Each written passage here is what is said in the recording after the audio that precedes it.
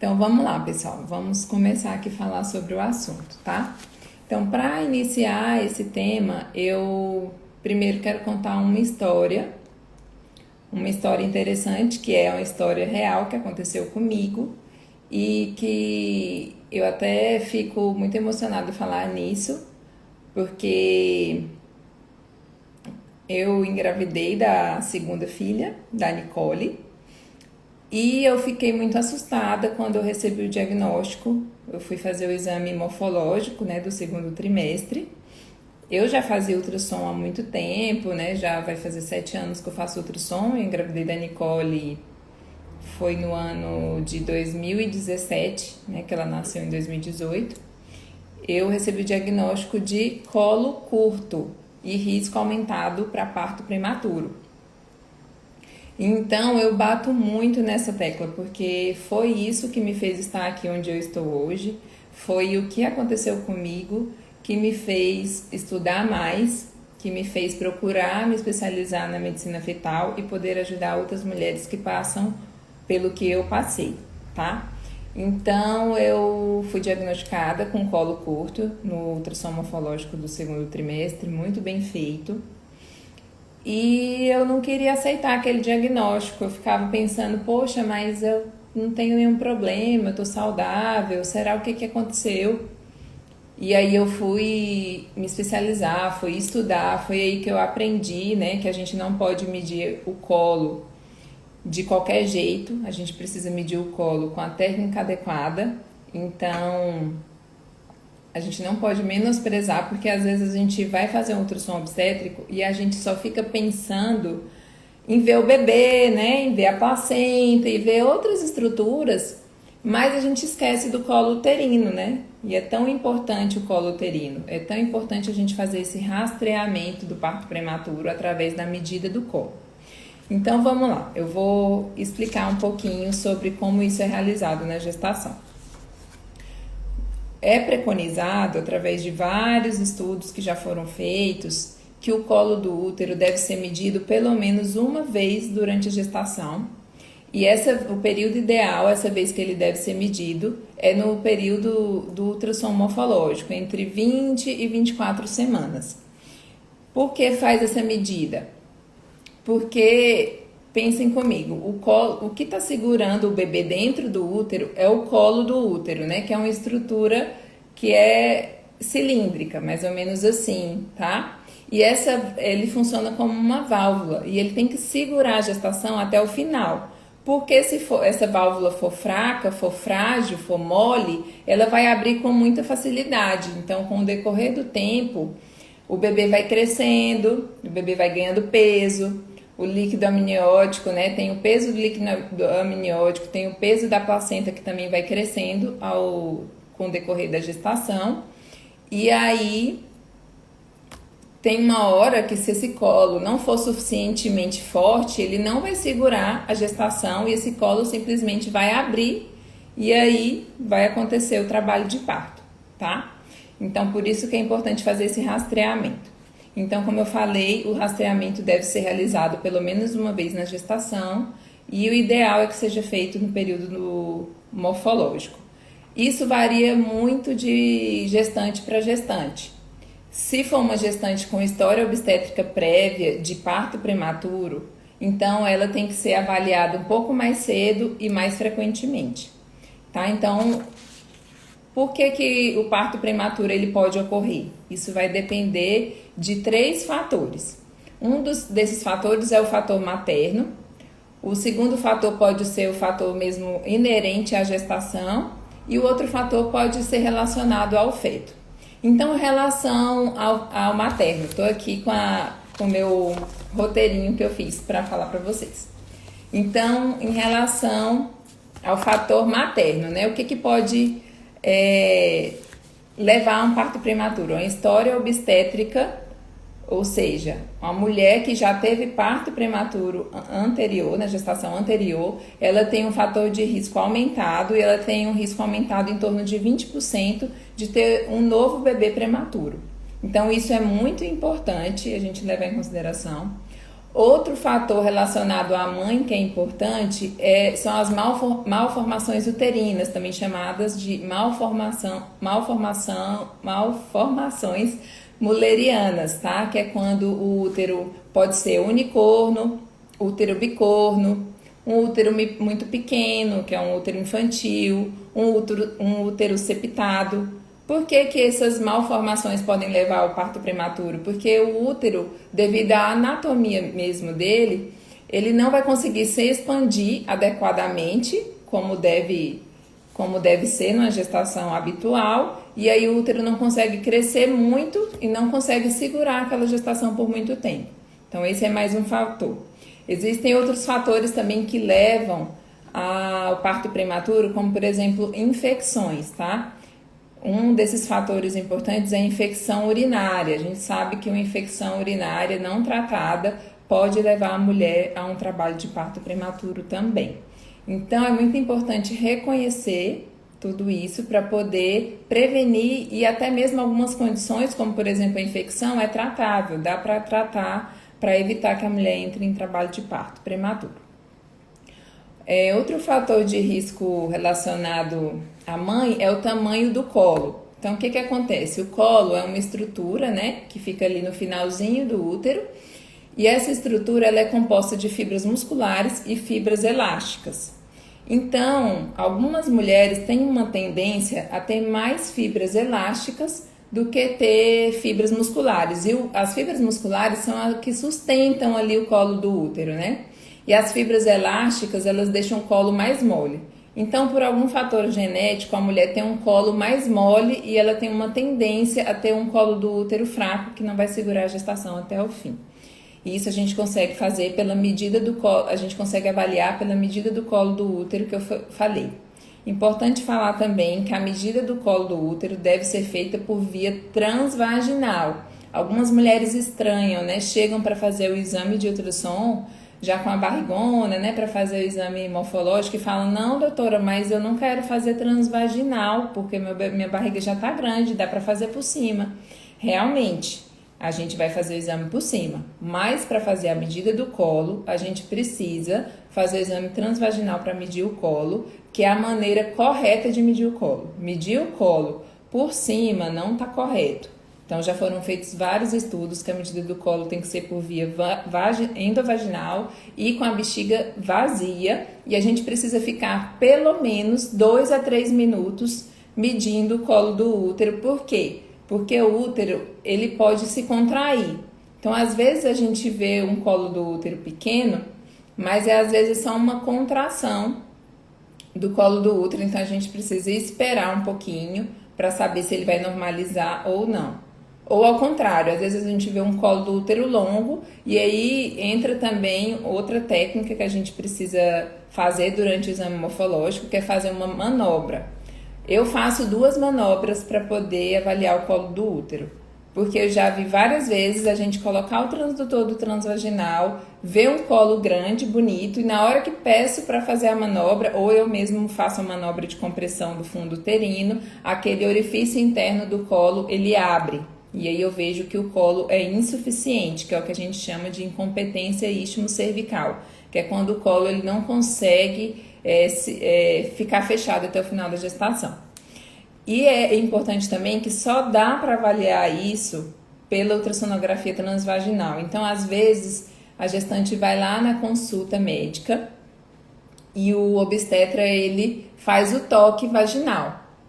Mas ele não consegue sentir o orifício interno do colo aberto. Isso só dá para ver pelo ultrassom. Pelo toque, só vai sentir o colo dilatado, o colo aberto, quando aí o colo já está aberto, aí já passou da hora de fazer o diagnóstico, né? Então, a gente precisa detectar bem antes que isso ocorra para poder pensar nas condutas terapêuticas e preventivas para poder melhorar essa situação. Então, continuando, eu falei sobre os fatores maternos, né? Agora eu vou falar sobre os fatores inerentes à gestação. Então, gestação gemelar é um dos fatores que leva a um provável parto prematuro. Por quê? justamente porque são o peso de 2 bebês, às vezes 2 placentas, né? Ou uma placenta que é um pouco maior para poder nutrir os 2 bebês. E todo esse peso que o útero recebe a mais, por ser uma gestação gemelar, ou às vezes trigemelar, quadrigemelar, então aquele colo do útero não consegue segurar a gestação até o fim. E aí é um desses fatores.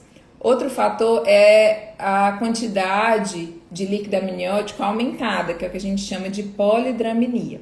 A polidramnia também fica muito líquido dentro do útero e aquele líquido dentro do útero exerce uma pressão sobre o colo do útero e também pode levar a um parto prematuro. Então, muito importante também avaliar o líquido amniótico pela ultrassonografia. A pré-eclâmpsia, tá? Mulheres que têm predisposição a ter pré-eclâmpsia, que é a doença hipertensiva específica da gestação, também podem ter parto prematuro. Por quê? Porque se a mulher não foi adequadamente rastreada lá no morfológico do primeiro trimestre, ela não fez a prevenção da pré-eclâmpsia através do uso da aspirina e de outras medidas, então lá na frente a hipertensão e os fatores relacionados à pré-eclâmpsia pode fazer com que o útero não seja mais um ambiente seguro para o bebê e aí precisa ser feito o parto antecipado para poder esse bebê ficar num ambiente mais seguro, porque chega um momento, se essa pré-eclâmpsia ela começa a fornecer mais riscos do que benefícios para o bebê ficar intraútero. Então a pré-eclâmpsia também está muito relacionada a parto prematuro. Diabetes gestacional também. Então, como eu falei da gemelaridade, né, que são 2 bebês e o peso de 2 bebês, o diabetes gestacional, ele também faz com que o bebê ganhe mais peso, então o bebê fique mais gordinho. Então, um bebê muito grande também fica gerando muita pressão sobre o colo do útero e a mulher pode entrar em trabalho de parto prematuro. E o terceiro fator, que é o fator inerente ao feto, podem entrar síndromes genéticas, que pela própria síndrome o bebê já nascer com alguma condição genética, só isso faz com que possa acontecer um parto prematuro. E também a restrição do crescimento fetal. Então, geralmente, quando a gente tem uma insuficiência placentária, o bebê não consegue crescer adequadamente dentro do útero e aí ele passa a ser mais seguro o nascimento precoce do bebê, um pouco antecipado, do que ele continuar intraútero, porque pode acontecer o que a gente chama de sofrimento fetal em bebês que têm restrição de crescimento no útero e aí seja mais seguro fazer o parto antecipado, tá? É muito importante a gente falar sobre tudo isso, porque assim, estima-se que morrem cerca de 1 milhão de bebês todo ano devido à prematuridade, porque muitos bebês, quando eles nascem prematuros, né, o que é parto prematuro? É quando o bebê nasce antes de 37 semanas. Então, qualquer nascimento antes de 37 semanas é considerado parto prematuro. E esses bebês, eles não nascem com os órgãos totalmente maduros, né? Com todo o sistema deles imune desenvolvido. Então, quando esses bebês nascem muito cedo, principalmente antes de 34 semanas, e até alguns nascem antes de 28 semanas, que é o que a gente chama de prematuro extremo, que é uma condição realmente muito complicada, esses bebês eles têm uma tendência maior a desenvolver, a precisarem de ventilação mecânica, não precisarem de nutrição enteral, que só conseguem se alimentar através de sonda, e aí eles podem ir desenvolvendo vários déficits motores, né, no desenvolvimento neuropsicomotor, problemas visuais, porque às vezes ele nasce muito precoce e aquela circulação da retina ela não é adequada. Então, vários problemas podem acontecer com os prematuros, então por isso que a gente tem que bater na tecla de um pré-natal que deve ser feito, muito bem feito, tanto o pré-natal com seu obstetra quanto o pré-natal ultrassonográfico, porque qualquer problema que a gente identificar, a gente vai conseguir intervir para evitar que esse bebê nasça antes da hora. Então, por exemplo, se a gente identifica no ultrassom morfológico um colo curto, que é um colo abaixo de 25 milímetros. o obstetra pode intervir para evitar esse parto prematuro. E uma das condutas que podem ser adotadas é o uso da progesterona. Então, a mulher fica usando a progesterona vaginal para evitar o parto prematuro. Pode ser feito também, dependendo do caso, se esse colo for muito pequeno, tiver um risco iminente de parto, pode ser feita uma cerclagem, que é quando vai lá no centro cirúrgico e faz uma costura do colo para aquele colo ficar fechadinho, não abrir. Também hoje já existe o que a gente chama de pessário, que é um anel de borracha, que é colocado ao redor do colo do útero para clampear, para segurar aquele colo do útero e o bebê não nascer antes da hora. Gente, se alguém tiver qualquer dúvida, se eu estiver falando muito rápido, vocês não estiverem entendendo, me fala aqui, tá? Como eu falei pra vocês, é a primeira live que eu tô fazendo sozinha, então eu tô indo aqui no meu ritmo. Por favor, me deem um feedback aí de como tá sendo. Então são condições preveníveis. Então, são condições que a gente consegue atuar, né? Eu lembro de um caso que eu atendi uma paciente, esse caso me marcou muito, muito, muito. A paciente foi fazer um morfológico comigo com 22 semanas. Eu identifiquei que ela tinha um colo curto.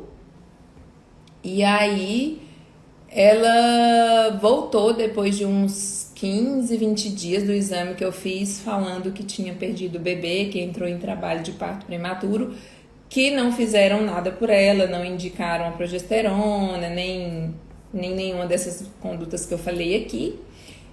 E aí, ela entrou em trabalho de parto muito precocemente, com 24 semanas, a bebezinha dela não resistiu. E assim, eu tenho batido muito nessa tecla com as minhas pacientes aqui, de vez em quando eu também falo sobre esse assunto. Como nós estamos nesse mês que é o de prevenção da prematuridade, achei muito importante trazer aqui para vocês e gostaria que vocês falassem aqui se tem alguma dúvida em relação a esse assunto, que é realmente muito importante. Não só o tamanho do colo do colo do útero, tá, gente? Se tá curto. As outras condições que eu falei, né? Identificar pré-eclâmpsia, porque pode levar a um parto prematuro, diabetes gestacional, que todas são condições que, quando diagnosticadas no período correto, tem tratamento, então tem como prevenir, tá? Espero que tenha sido esclarecedor aqui para vocês, pessoal. Deixa eu ver aqui se está faltando falar alguma coisa do meu roteiro que eu fiz aqui para falar para vocês. Então, gente, eu falei das 3 principais causas, né, que é relacionadas à mãe, ao feto e à gestação, e eu vou selecionar algumas fotos que eu quero mostrar aqui para vocês do colo do útero, tá?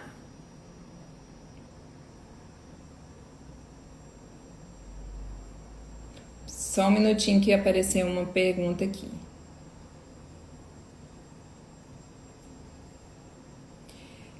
Paciente com histórico de insuficiência istmo-cervical. Acho que é isso, né, doutora Lívia?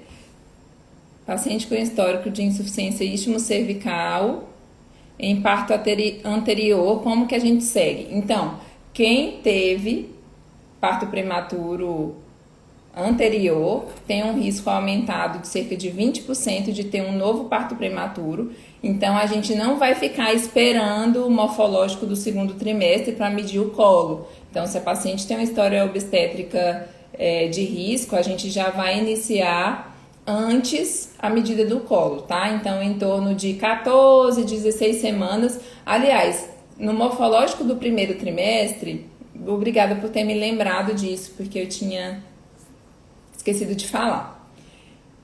Eu faço a medida do colo do útero no morfológico do segundo trimestre. Isso deveria ser obrigatório, mas infelizmente a gente vê muitos lugares no Brasil que ainda não faz.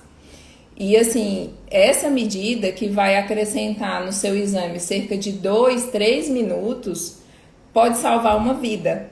Então, eu bato nessa tecla. Se você for fazer o seu ultrassom morfológico, exija que façam a medida do colo por via transvaginal com a bexiga vazia, tá, gente? Porque a bexiga cheia pode falsear o exame.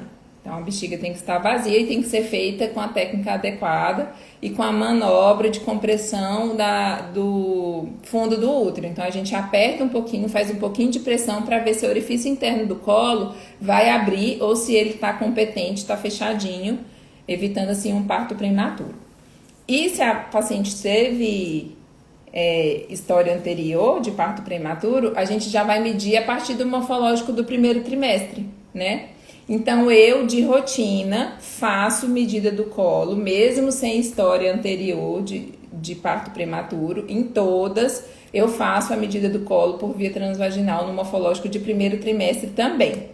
Por que que eu faço isso, tá? Porque isso não é obrigatório, mas eu faço. Porque, por exemplo, se no primeiro trimestre já tiver um colo curto, então já vou ficar de olho nessa paciente.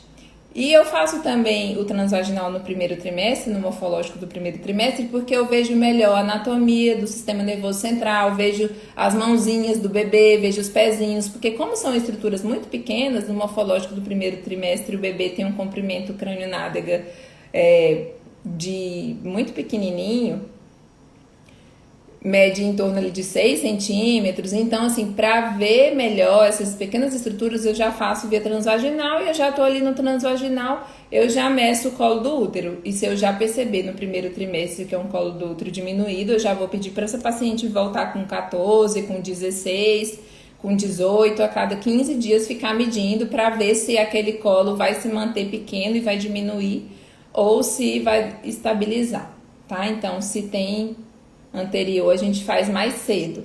Se a paciente não tem histórico nenhum, a gente pode medir só no morfológico do segundo trimestre. Agora eu vou mostrar aqui para vocês algumas imagens, tá? Que eu fiz, são imagens minhas, do colo do útero, como que a gente mede. Deixa eu ver se vai aparecer aqui. Ó, então aqui um colo do útero normal, competente. Essa cruzinha que tem no orifício externo do colo até o orifício interno do colo tá dando 30 milímetros. Então é um colo normal, tá? Mas aí, se por exemplo a paciente vier com um colo assim, olha só a diferença daquele colo anterior, que era comprido, né? Esse aqui tá bem curtinho, é um colo curto, um colo medindo 15 milímetros. Um alto risco de parto prematuro. Então, a paciente tem que fazer alguma coisa, né? O obstetra vai com certeza aí entrar com algumas medidas, tá? Ou cerclagem, ou pessário, ou progesterona, né? A progesterona geralmente sempre é utilizada, às vezes um pouco de repouso, né? Vai pedir para a paciente ficar em repouso relativo. Hoje a gente não recomenda tanto repouso absoluto, que é aquele que a paciente fica na cama. Geralmente os obstetras não fazem mais isso, a não ser que seja um risco muito aumentado, porque ele também pode aumentar o risco de trombose pela paciente ficar muito tempo parada, né? Deitada. Agora eu vou mostrar outro tipo de colo aqui, de uma outra paciente que eu tive. Olha só esse colo, olha o tantinho de colo que tem, medindo 6 milímetros, tá, gente? E esse aí, a paciente espirrou, fez o mínimo de esforço, esse colo termina de abrir. Então tem que ficar atenta nessa paciente para esse bebê não nascer. E esse bebê aqui estava com 23 semanas, foi no morfológico do segundo trimestre que eu fiz esse diagnóstico de incompetência istmo-cervical.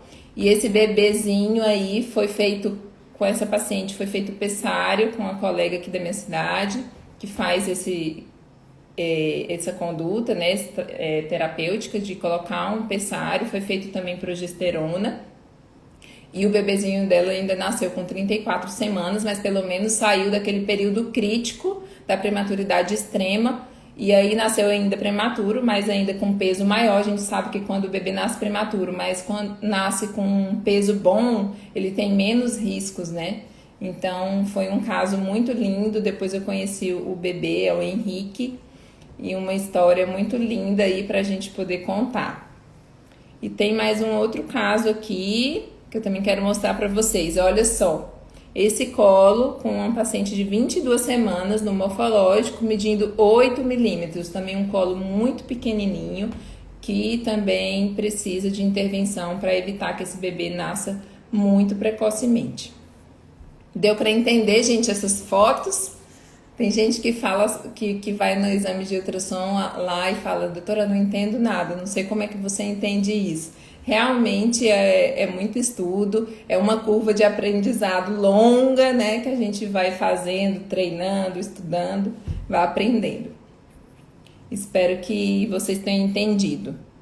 Então, olha a diferença desse aqui, vou colocar de novo um colo normal. E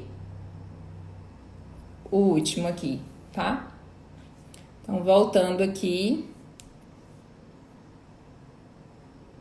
Ai, gente, como é que tira as fotos? Tô aprendendo, tá, pessoal? A mexer aqui.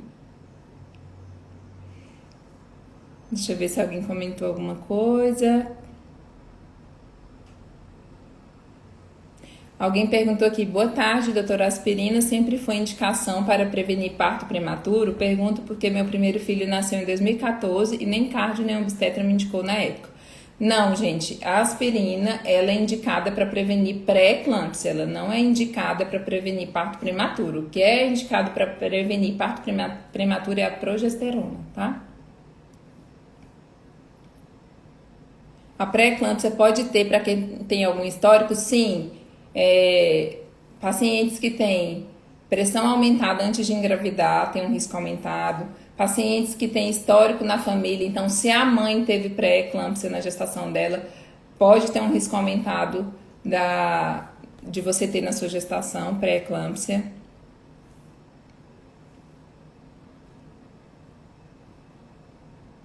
Meu colo tá com 2,7, meu médico já me passou progesterona.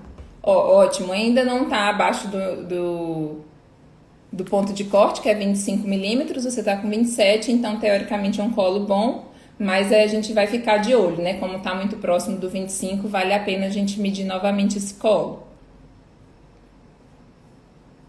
Deixa eu ver se eu consigo tirar essa foto aqui e voltar.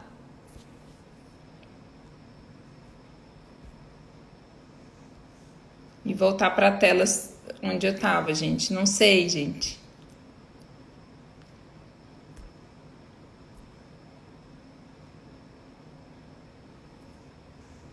Aí. Pessoal, acho que falei tudo. Espero que vocês tenham gostado. Eu vou deixar aqui salvo aqui no feed. Se vocês acharem que tem alguém que precisa dessa informação, só encaminhar a live no IGTV, tá bom? Eu desejo para vocês uma boa tarde, um bom fim de semana. E, gente, não posso esquecer de avisar. Na quarta-feira vai ter live de novo sobre prematuridade e vai ser na visão da pediatra. Eu convidei a doutora Renata, ela vai estar aqui falando, né, de como conduzir um bebê que nasceu prematuro, né? Como conduzir no pré-natal, no pós-natal, como devem ser as consultas, quais são os riscos que o bebê que nasce prematuro tem. Então, não deixem de assistir, de encaminhar para quem você conhece que está grávida, que precisa dessa informação, ou quem tem um bebê prematuro, tá? Que a doutora Renata vai esclarecer também muitas coisas para nós em relação à visão e o acompanhamento pediátrico. Boa tarde, um bom fim de semana. Até logo, beijos.